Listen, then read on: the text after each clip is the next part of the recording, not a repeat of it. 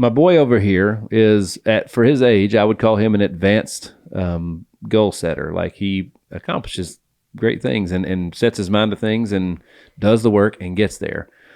I would say for nobody gets to where you're at by accident. All right. So I want to talk about as you're making the shift from playing, because, we all have to reinvent ourselves and come up with new, better versions all the time. Just like our phone's going to have a 2.0 and a 2.1 software update, right?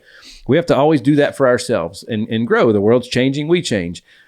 And there, I'm always kind of blown away that we don't, that we take it for granted, because think about it. When your kid, when your oldest graduated kindergarten, they made this big spectacle about a ceremony, and they graduate. It was like graduating high school, but he graduated kindergarten. Right.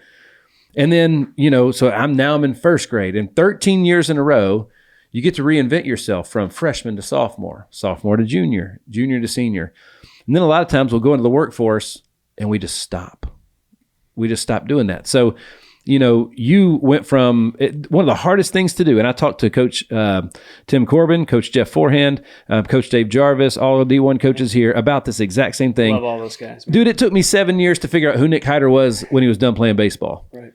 It was a real struggle. I called it an identity crisis. So how did you make the shift from player to coach? And then you obviously got to be great at setting goals, man, because look where you got to in such a short amount of time. Yeah, it's interesting. For me, I think the most important thing I did when I started into this coaching, journey,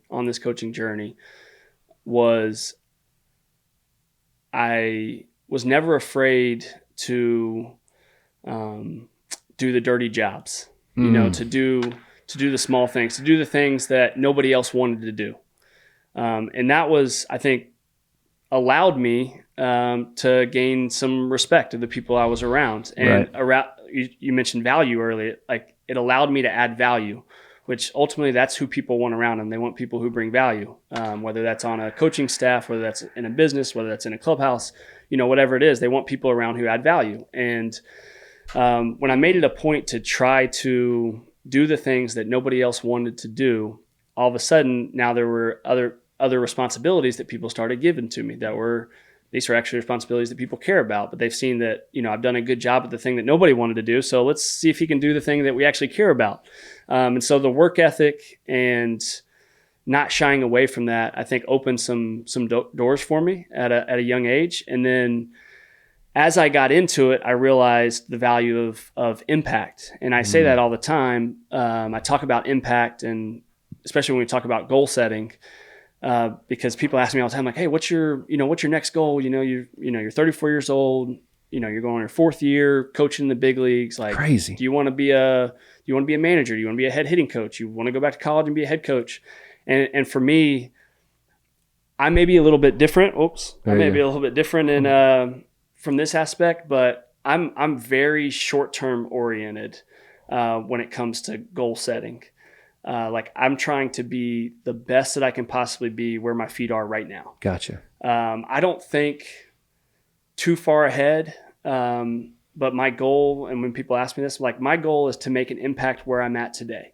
And I trust that God's going to open or close doors for me based off of that tomorrow. I think it says in the Bible that don't worry about tomorrow, for today brings enough troubles of its own. And that's kind of how I try to live. It's all right, what do we need to do today to make an impact? And if we do that, I believe tomorrow, the opportunities are going to be there to make more. And then the next day and next day, and just try to do that consistently. And all of a sudden, I feel like I've kind of done that in my coaching career, and I look up and kind of where I'm at. But if you would ask me 7 years ago, hey, do you want to coach in the big leagues for the Yankees? I'd have been like, I don't know, not really. I was coaching in college. I was having a great time. I was trying to impact the players I was with at that time. And by doing that, I think it allowed me to, be a person that people wanted to be a part of, whatever organization they were in charge of. And so it kind of brought some people into my life that, decided to give me opportunities, and then just take that next opportunity and run with it and go from there. So I don't really know what, That was killer, bro. Yeah, I don't know what life holds for me 5 years, 10 years down the road. But I know like where I'm at right now, if I can make an impact on the people around me, then, you know, it's going to put me in a really good position to, you know, hopefully do that again tomorrow. I heard the Live Out Loud Brooke, great keynote speaker. I heard her on stage one day. She defined impact as when you apply your God-given abilities to the marketplace. And I was like, man, that's good. Yeah, that's good. That was really good, right? So, so Ethan, like, you know, obviously, so he said he's more worried about those short-term goals, right? Because that's what's most important today. But obviously, you know, when you started playing baseball, the ultimate goal was Major League Baseball, the big leagues, right? So that, and then he's just been working backwards from that. So he had a lot of people. The mistake we make is we focus on the big goal and forget all the little goals that you have to achieve, no doubt, to get there, right? So, Ethan, do you have what feedback do you have? Because you're a great goal setter, dude. You're a great goal setter. Do you have any questions pop up for Mr. Casey so far? Or? Not yet. Not yet. Okay. Not yet. You know, as a if you're a goal setter, you got any goals for us right now? What's the goal for this next year or two?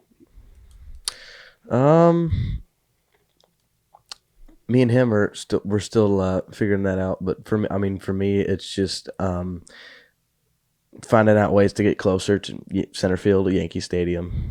Just figuring out how to get there right now. I love that. That's right.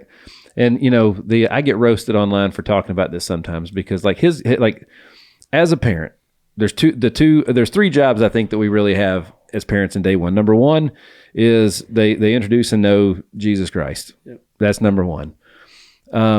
Number two is do they know why God brought them here? Right. What their purpose is? How are they going to make an impact on the world? Absolutely. And then, and do they know what that is? And then number three is can they learn how to make the choices to actually get there and fulfill their purpose? Yep. And he said, a few years ago, he wanted to do some acting. He wanted to be the next Spider-Man in the Marvel movies. I still think he'd do a great job at that. And if they offered it to you, you might do it. But I don't know. But he's like straight up. He's like, dude, I want to play center field at Yankee Stadium. And as a guy that played baseball for a very long time, and at a very high level, I don't know one player. I don't know one person that I can say, yeah, I know one person personally that played at Yankee Stadium. And I know a lot of people, which means it's a fraction of a percent, yes, right, that get to do that, which means the hardest part to do as a teenager is when your friends are going to do this, they're not going to Yankee Stadium, so you got to do something different. Right. And I'm trying to teach him that, like, you know, you can earn the Coke or the soda, but like when you just go grab one blindly out of the fridge, you got to ask yourself, is that taking you closer to Yankee Stadium or further away? Right. And I would say, Casey, like I don't know, like I'm going to figure this out, how to get this out of you, because like you've got something that's just magical that like, I mean, you've done something that every coach would say, yeah, I'd love to coach for the New York Yankees. That's like the ultimate, like the highest level you can get to on anything, you know, and especially in the world of baseball. So obviously everything, I mean, you said it, like everything matters. Yeah. I think the quicker you can wrap your mind around that, by everything, I mean everything, every single decision you make matters. It's going to have you're never going to stay the same. It's going to make you better. It's going to make a positive impact on the direction you're trying to go, or it's going to make a negative impact on the direction you're trying to go. And the quicker you can wrap your mind around that, I think that's a deep concept to understand. But the quicker you can apply that, the more you start to see that in the decisions that you're making on a day-to-day basis. Like I joke around now. I mean, my kids are 5 and 7, but obviously you're trying to lay this foundation with them at a young age, and we'll get done just playing ball in the backyard. And, you know, I'll point around, you know, the neighborhood at different houses, or, you know, we'll be the only ones at the ball field hitting. And I'll be like, hey, who else here got better than y'all today? And they look around, they're like, nobody. I'm like, all right. I said, now what about the next neighborhood? I said, did anybody else do anything over there? And they're like, I don't know. I'm like, well, if they did, then y'all are now equal. So what are you going to do tomorrow? You know, like always trying to think about like whatever you do or don't do, somebody else did or didn't do. You know, there's always that going on. And if you're trying to get somewhere, there's other people who are trying to get there too. But are you taking a step backwards and letting them go forward today, or are you matching them every step of the way? And a lot of times it's me joking with them because they're young, but also I know that the more I say it, the more it's going to stick with them. I mean, so first of all, folks, check this out. I mean, because your position is not an easy position. I would say it's an extremely difficult position because, you said it before, you played D1, you didn't play big league baseball. And you're with the most decorated franchise in all sports, the best franchise, if I throw that out there on myself, and with the best baseball players on earth. And your job is to add value to people that have played at a higher level than you played at. So, like, how in the world do you even? First of all, you got to have confidence to do that. You got to be pretty secure in yourself. But again, if you're authentic, confidence just kind of comes natural. How are you able to because these are all relationships. He's in the relationship business, folks. How are you able to add value to the best of the best, the top percentage of a percent in the world at something? I think confidence is found in the work. Confidence is found in the daily disciplines of your life. So first and foremost, like, I got to check myself and make sure I'm in the right place physically, spiritually, mentally. And when I do that, it sets me in a position now to go exude that confidence on other people and to try to help them. Like, am I doing my own work on the side to prepare for whatever questions these players may have? Or am I taking care of my body and being an example to them? Or am I being a slob and then trying to tell them, hey, you need to get yourself together, because people look at, they obviously look at the experience and the playing, and that holds a lot of weight. But in my case, I don't have that. So what are the other things that I can do that show I didn't play there, but the things that go into being successful, I'm taking care of those on my end. And then now they can look at me and see that. And then it's just being, I think a lot of it's availability. Yeah. People want people who are available, and they reach out to people who are available more than, if you're not available, they stop reaching out to you. So I think a lot of that is making yourself available, and that takes sacrifice.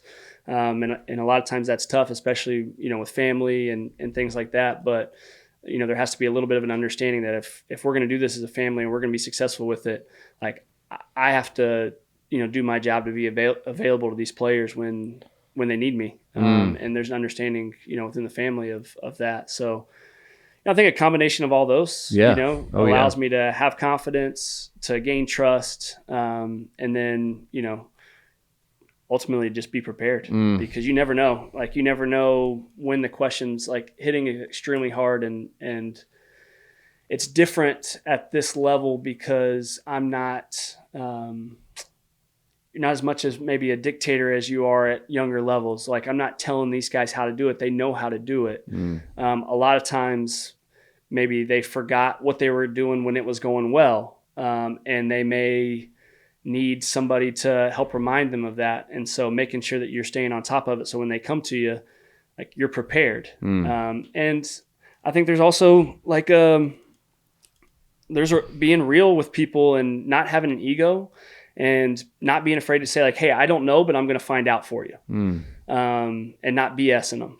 I think that matters. I think a lot of times everybody wants to know every answer because they want to impress people, and they want to, I got it, I'm ready for you, or they want to go up to somebody and tell them hey, you should do this way, because this is what I saw or what I read in a book or whatever. And a lot of times it's having that patience to sit back and wait and be available for the opportunity. And then when somebody comes to you, being able to have something of value to bring to them because you're prepared and you've been patient and waited for that opening. No doubt. With guys. So how important, obviously you take care of yourself. You're in outstanding shape, man. And my 30s were the rough point for me. I was 55 pounds heavier. I was a slob, bro, in my 30s. I look at pictures when he was young and I'm like, golly, I'm embarrassed, But obviously, you get it. So how important is because your fitness and your discipline, obviously people recognize that, right? They recognize that. How important is that in your overall thing, from setting your mindset to getting in that position to be I got to go add value to these guys today? So it's like you said yourself, you're in a stable spot. You're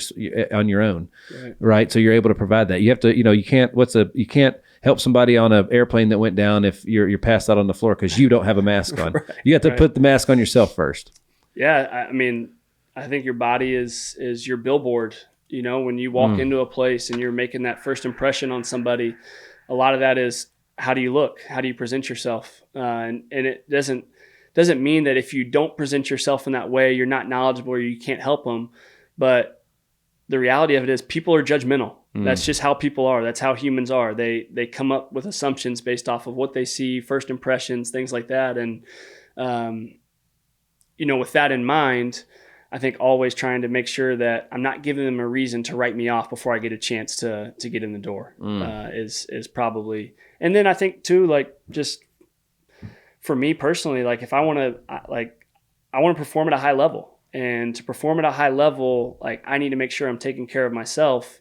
Yeah. Like, I'm not still an athlete, but I still have to show up every day, and I still have to put in the hours. I still have to bring energy. I still have to bring a knowledge and an effort level to that is exciting to be around and is inviting to be around and can influence people. And I think it starts with, a lot of times, how you present yourself, and you gotta take care of yourself in order to do that.